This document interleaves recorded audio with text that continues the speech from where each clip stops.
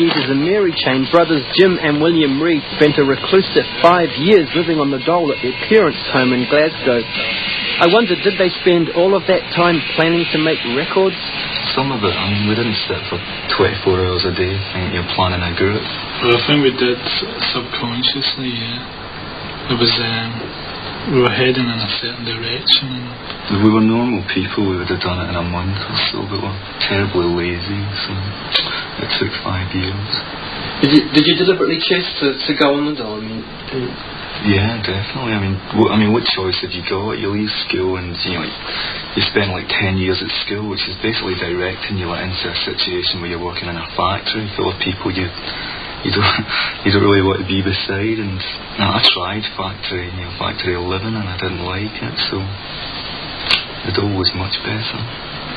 Well, how did you make the transition from living at home to suddenly an overnight success, if you like?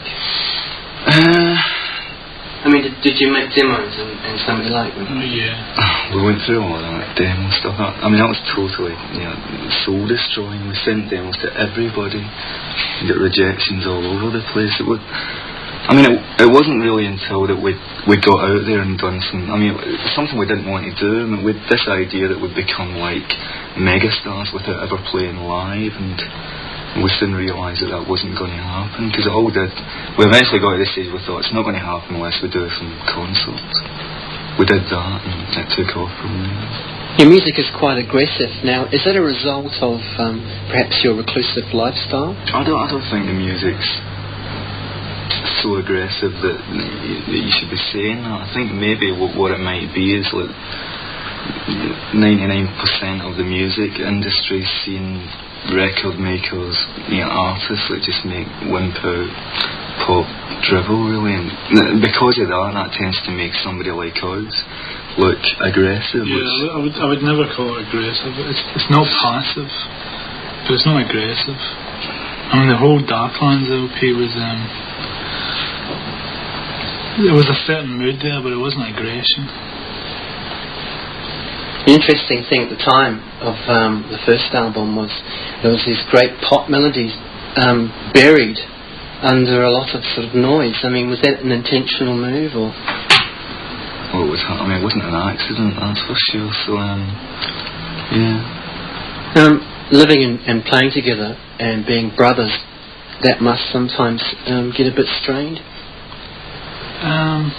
Well, I think it did in the beginning. Yeah, it was weird. Because we'd always had our own circle of friends, didn't we? We never really associated with each other socially. And then all of a sudden we had to travel the world together in the back of a van or whatever. But we've coped very well. I don't think we could have done it without each other, really. Touring is so soul destroying, really. It doesn't do your morale any good. It's good to have somebody you can trust and understand what you're going through. That's the way I feel about it. I've read that when you play live you're actually quite detached from your audience. Now, is that intentional? Well, it's the only way it can be, really, without being a phony, fake pile of shit, really. It's because, the other side of the world, I don't know these people in front of me. I'm having quite a good time doing a gig, but to try and imply some kind of fake friendship thing with your audience I'm not interested in it at all. I mean, we play the gig, we play our songs, that's what we do, and to say, well, how are you doing, New Zealand, are you ready to rock? I'm not interested in it, there is a detachment. We're the group, they're the audience. There is, no matter what you say, no matter which fake, image you put forward, there's a barrier, there's a group and an audience.